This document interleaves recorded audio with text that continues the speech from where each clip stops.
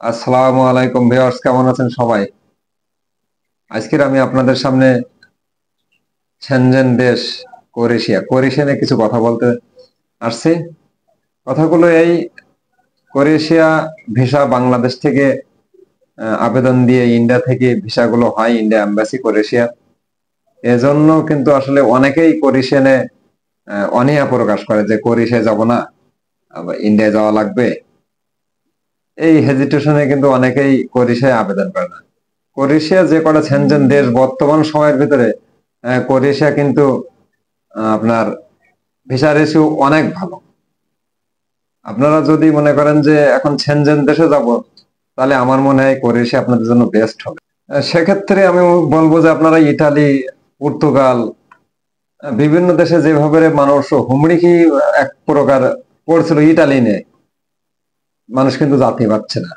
Italy কিন্তু অনেক critical, অনেক অনেক ঝামেলার এখন বিষয় হয়ে যাচ্ছে। ভুয়া নুরস্তা, বিভিন্ন ভাবের আবেদন, ভুয়া নুরস্তা এইসব দেওয়ার কারণে কিন্তু ইতালির জন্য অনেকেই হাজার হাজার কিন্তু আমাদের বাংলাদেশি ভাইরা আসলে অনেক পেড়ায় বা অনেক যন্ত্রণার ভিতরে পড়ে আছেন। তা আমি আপনাদেরকে সাজেস্ট করবো যে আপনারা যারা ইউরোপে সেনজেনে যেতে চান, যাই হোক, ইন্ডিয়া হয়তো আপনার 3 মাস থাকা লাগবে, কিন্তু ভিসা হওয়ার চান্স কিন্তু 80%।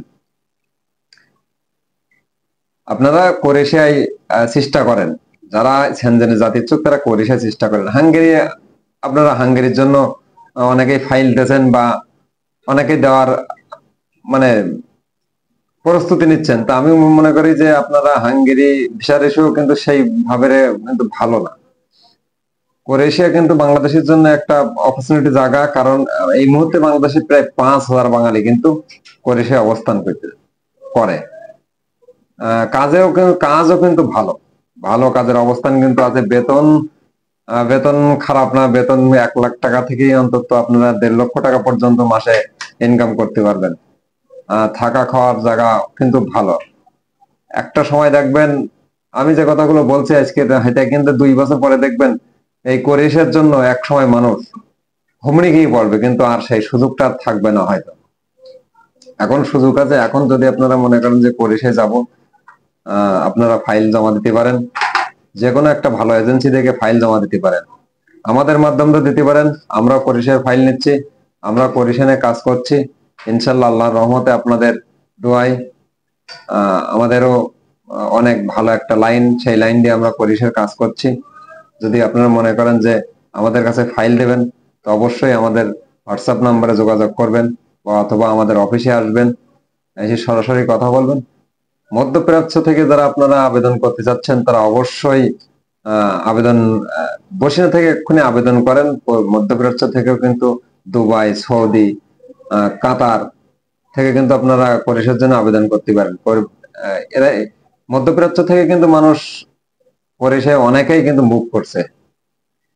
আপনারা বাংলাদেশে ফাইল জমা দিয়ে, মধ্যপ্রাচ্যে বসে বাংলাদেশে ফাইল জমা দিয়ে পুলিশ ক্লিয়ারেন্স ওখান থেকে আবেদন করে বের করে কিন্তু আপনারা ভিসা পাচ্ছেন।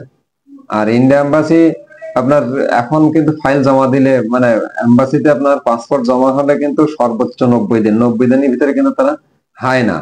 আপনার ভিসা হলেও দিয়ে দেবে পাসপোর্ট, না হলেও কিন্তু পাসপোর্ট দিয়ে দেবে। কোন রকম প্যারার ভিতরে থাকবেন না আর কি। ইউরোপের স্বপ্ন সফল হবে ইনশাল্লাহ। আপনাদের ইউরোপের স্বপ্ন সফল হোক, সুন্দর হোক, আপনাদের ভবিষ্যৎ ভালো হোক, এই দোয়া করি। সুন্দরবন ট্রাভেল এজেন্সি আপনাদের সাথে থাকবে ইনশাল্লাহ। আর আমার চ্যানেলটা অবশ্যই একটা সাবস্ক্রাইব করে দেবেন। তো ধন্যবাদ সবাই, ভালো থাকেন। আসসালামু আলাইকুম।